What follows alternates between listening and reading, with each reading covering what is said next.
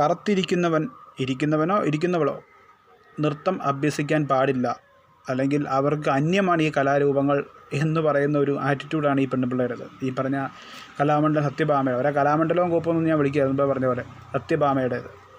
ഇത്തരത്തിൽ ചിന്താഗതിയുള്ള ആൾക്കാർ ഇപ്പോഴും നമ്മുടെ നാട്ടിലുണ്ടെന്നുള്ളതിൻ്റെ ഒരു വലിയ തെളിവാട്ടോ. നമ്മൾ പുറത്തോട്ട് വരാത്ത ഇതുപോലെ ചില സാഹചര്യങ്ങളിലാണ് ഇത്ര ചിന്താഗതിയുള്ള ആൾക്കാരുടെ കാര്യങ്ങൾ പുറത്തോട്ട് വരുന്നത്.